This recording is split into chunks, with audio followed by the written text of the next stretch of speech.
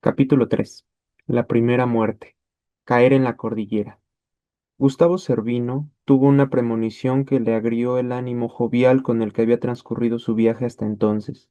Desde las 7 de la mañana del día anterior, 12 de octubre, hasta la parada inesperada en Mendoza, en las estribaciones de la cordillera argentina, presintió una calamidad que le concernía íntimamente. Minutos antes de embarcar en el aeropuerto del Plurimerillo, en las afueras de Mendoza, le dijo a Esther, la mujer del doctor Francisco Nicola, el médico del equipo de rugby, que no quería subir porque tenía el presentimiento de que el avión se caería. Gustavo pretendía que Esther lo tranquilizara, por lo que le sorprendió la respuesta. Al pie de la escalerilla le dijo que ella estaba pensando exactamente lo mismo. A las 15:20 del 13 de octubre, 10 minutos antes del accidente, Gustavo se sintió súbitamente intranquilo. Sudaba y no podía mantener quieto, no podía mantenerse quieto en su asiento. Mientras sus amigos bromeaban y gritaban, se acercó a la cola del avión, donde en una de las últimas hileras de asientos, tres compañeros del equipo de rugby, Guido Magri, Gastón Costemale y Daniel Shaw, jugaban al truco con dos miembros de la tripulación, el auxiliar de vuelo Ovidio Joaquín Ramírez y el navegante Ramón Martínez. A Gustavo le sorprendió que, en pleno cruce de la cordillera, el navegante estuviera allí y no en la cabina. Entonces se dirigió al otro extremo del aparato y, sin golpear, entró a la cabina de los pilotos. Le inquietó ver que los pilotos Julio Ferradas y Dante Lagurara no estuvieran reconcentrados en los instrumentos, sino conversando, hablando de costado y tomando mate. ¿Pero nadie pilotea? Preguntó. De buen modo le respondieron que viajaban en un avión con tecnología de última generación, con un piloto automático que casi andaba solo. Yo pensé que un piloto tiene que estar piloteando, les dijo Gustavo antes de salir. Pocos minutos después vio pasar al navegante rumbo a la cabina, quien inmediatamente salió con carta de vuelo para dirigirse a los asientos de la cola del aparato. Luego comenzaron las bruscas sacudidas, los pozos de aire, surgieron los picos de las montañas entre las nubes, hasta que se asomó otro de los tripulantes y ordenó que todos los pasajeros tomaran asiento, que se ajustaran los cinturones de seguridad y se mantuvieran quietos. El bullicio de los minutos previos dejó lugar a un clima tenso. El Fairchild 571 F571, un turborreactor de dos motores arrendado a la Fuerza Aérea Uruguaya, entró en un pozo de aire que no terminaba nunca, como si estuviera cayendo sin sustento. Gustavo creyó que sus cabezas golpearían contra el techo del avión. Comenzó a sonar la chicharra de pérdida de velocidad que advertía que el aparato podía entrar en caída. El avión vibró como si fuera a desintegrarse, dando bandazos, hasta que unos segundos después sintió una explosión que lo dejó sordo. O el ala izquierda había pegado contra las rocas o la base del avión había golpeado con la montaña. Momento en que Gustavo se soltó el cinturón, se puso de pie y se aferró con todas sus fuerzas de los separadores metálicos de los maleteros para mantener el equilibrio. En ese momento, el avión se partió en dos con un sonido metálico chirriante y se abrió un boquete gigantesco exactamente a sus espaldas, por el que voló su asiento y el asiento contiguo donde venía sentado su amigo Carlos Valeta. Gustavo se encomendó a una fuerza superior y comenzó a repetir: Jesucito, no me dejes, Jesucito, no me dejes. Mientras el tubo levantó vuelo y cayó violentamente, pegando con el vientre antes de deslizarse en zigzag, ladera abajo por la montaña, en la misma posición en que venía, sin virarse de costado ni dar vuelta de campana. La fricción destruyó el piso que se torció y arrancó los asientos. Después de que el avión embistió un montículo de nieve y se detuvo en forma repentina, surgió un silencio espectral, al punto que Gustavo creyó que estaba muerto y que era esto lo que ocurría cuando uno se moría. Se sigue existiendo, pero en silencio. Durante el vuelo, la mayor parte de los jóvenes estaba de pie, caminando de un lado a otro, cuando apareció el primer pozo de aire y el tripulante salió de la cabina para pedir que se sentaran, porque el aparato se iba a sacudir. Nadie le prestó atención. Pero cuando vino el segundo pozo de aire, la mayoría de los que hasta entonces estaban de pie tomaron asiento. Algunos incluso se abrocharon el cinturón de seguridad. Luego le siguió un pozo de aire aún más profundo. En ese momento, José Luis Coche Inciarte escuchó nítidamente las voces de los pilotos en la cabina gritando: Dame potencia, dame potencia. La aeronave ascendió bruscamente y Coche sintió cómo la espalda se le pegaba al respaldo del asiento en el preciso momento en que el aparato comenzó a trepidar hasta que escuchó una explosión seguida de un silbido estremecedor. Inmediatamente percibió una abrupta diferencia en el ambiente. Del clima templado de hacía instantes se pasó a un frío gélido, sacudido por un chiflón de aire que no consiguió identificar de dónde venía, mientras diversos objetos le pegaban en el cuerpo. Como no escuchaba el rugido de los motores, creyó que el avión estaba volando sin hélices, hasta que sintió otro golpe. El pedazo de avión comenzó a deslizarse y ahora ya no eran el viento y el aire helado, sino que lo que le pegaba en el cuerpo es nieve. Sí, nieve. Coche bajó la cabeza y cerró los ojos para morirse. Ese avión extraño, partido, sin motores, donde la nieve entra y golpea, continúa el viaje trastornado, acumulando nieve en el frente hasta que frena abruptamente, entierra la nariz y la desaceleración provoca que todo se vaya violentamente hacia adelante. Cuando el avión se detiene, lo primero que atina Roberto Canesa es a mirar si tiene las piernas, si los brazos y los brazos enteros, y tras confirmar, sorprendido, que no le faltaba ningún miembro, comprueba que tampoco tiene fracturas, porque los brazos y piernas responden a las órdenes que le imparte el cerebro. Escucha gemidos y quejidos que provienen de todas partes y que se van transformando en gritos desesperados. Hace fuerza para incorporarse, pero no lo consigue. Alguien a sus espaldas empuja para que él se desembarace de los asientos que le han caído encima y los hierros que lo aprisionan.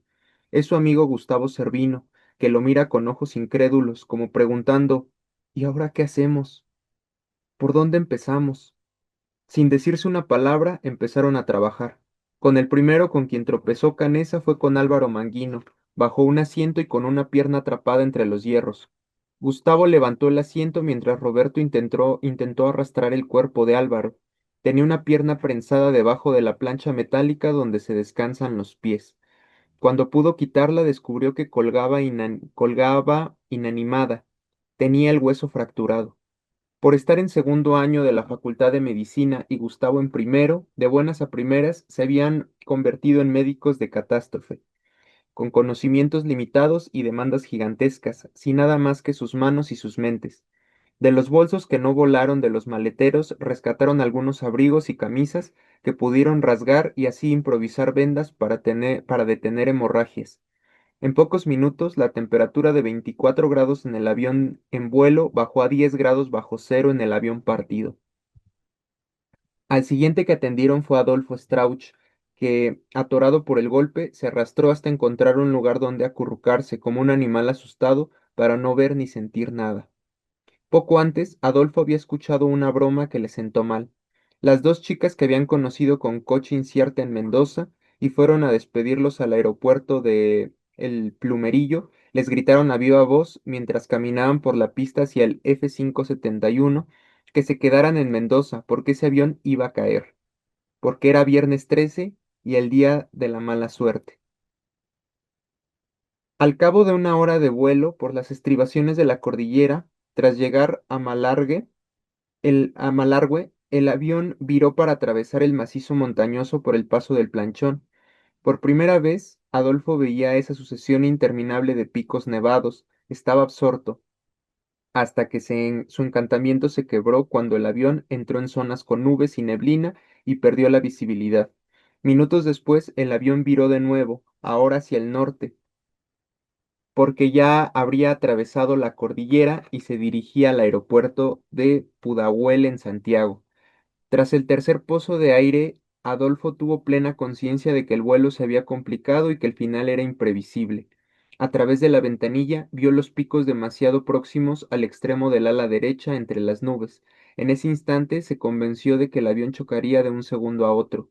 Vino el estruendo de la aceleración a fondo de los motores, la estridencia de la chicharra de pérdida de velocidad y de inmediato se sacudió con esos 3 o 4 golpes violentos y metálicos contra la montaña, que para él fueron casi simultáneos. Surgió la sensación de frío y vacío y de repente la oscuridad total porque golpeó la cabeza contra no sabe qué y perdió la conciencia. Cuando la recupera, no consigue aceptar lo que ve. Siente claramente que está en la cama de su habitación, en la casa familiar, reconoce la atmósfera y los olores, y por eso se quita el cinturón de seguridad, y entre ese mar de alaridos se baja de la cama de su casa y pasa entre los destrozos del pasillo alfombrado de su apartamento en el Parque de los Aliados para llegar a la sala y seguir rumbo a la cocina a beber agua, porque siente sed, una sed insaciable. Pero cuando da a 4 o 5 pasos más y extiende la mano para tomar una jarra de agua fresca, cae de bruces sobre la nieve y la jarra se hace añicos. Se incorpora y se entierra hasta la cintura en la nieve blanda, mientras la nevada y el viento gélido le golpean el rostro hasta que poco a poco lo devuelven a la realidad. Alguien lo ayuda a subir de nuevo al tubo partido del avión, hasta sentarse en el borde. Reconoce a su primo Daniel Fernández. Gatea y busca un lugar entre la gente y el entrevero de asientos y se acurruca, en mangas de camisa, con el pantalón hecho jirones y descalzo. Poco después, alguien le entrega 2 camisas, un pullover y otro pantalón. Se los coloca mientras busca a sus primos y a sus amigos más allegados, que no sabe por qué estaban con él en su casa. Cree divisar a Cochin Ciarte caminando detrás de Canesa.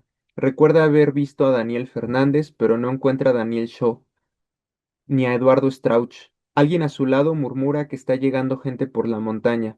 ¿Qué montaña? Y luego escucha gritos. En ese momento ve que a su lado se sienta su cuarto primo, Eduardo Strauch, que le pregunta dónde están y si ya pueden regresar a casa. Ya nos vamos, le responde. Déjame reponerme y regresamos caminando. La voz que escuchó Adolfo era la de Carlitos Páez, que llamaba a Carlos Valeta.